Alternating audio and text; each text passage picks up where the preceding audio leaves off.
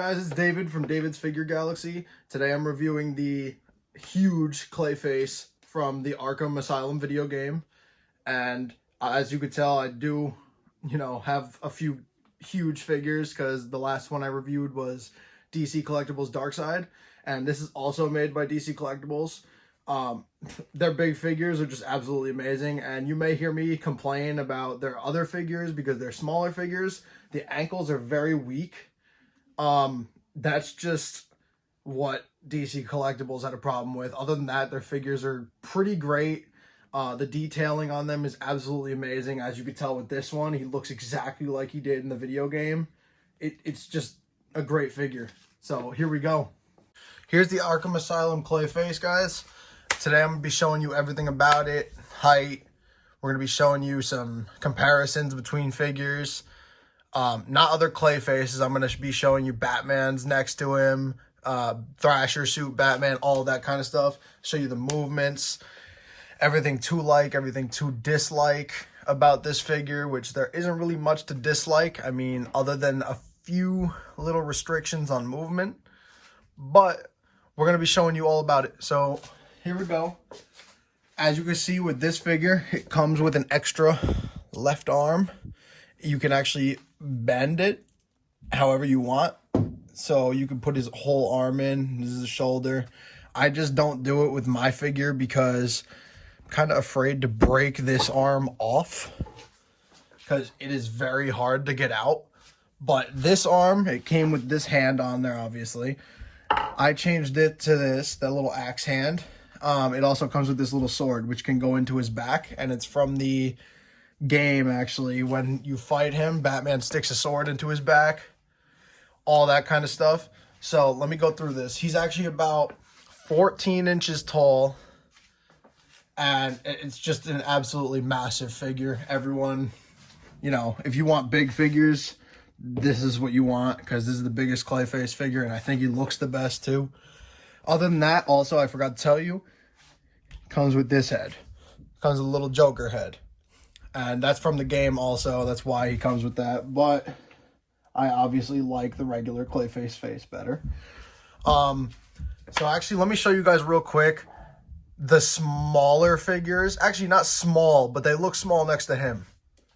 So first, I'm going to show you the Arkham Batman from McFarlane. Actually, that just popped out of his hand. All right, so next to him, he actually stands at about 7 inches tall. It's one of my favorite Batman figures, honestly, because the Arkham suit is one of my favorites, and it always has been. I've always been a huge fan of the games. Let me show you another bigger figure next to him. I'll show you the Thrasher Batman suit. This figure is actually pretty big, but not next to our Clayface here. Look at that height difference. That's insane. Because I used to think that figure was big. Like, wow. Next, we're going to show you our Nightfall DC Collectibles Nightfall Batman. Here we go. His ankles are a little weak because he's DC Collectibles. Of course. Yes, the only problem with DC Collectibles is their ankles are weak and they fall over sometimes. But once you get them into position and leave them on your shelf, they will stay most of the time. So you should be good. And one last one, I'm going to show you it's a smaller Batman, but it's just for fun. We're going to show you just the different height difference between it. It's the DC Unlimited Batman. I like this Batman, but it all depends on, what you like. I have a bunch of Batman, I have a bunch of Superman, I have a bunch of everything. So, with this figure, we're going to show, it has a knee bend right here. It's got the little hip joint. You can go out a little bit. This one go out a little bit. Ankles really don't move that well. They just kind of like rotate a little bit that way. No ankle rocker. They don't really go forward or backward that much. But his arms, they go up, go all the way around, go like this, like that. Hand turns. He's got the bicep swivel, obviously the elbow joint. It's only the one, but the muscles make it hard to move. I love this axe hand, to be honest. This turns, obviously, like the hand. And the back of this figure, I think, is awesome.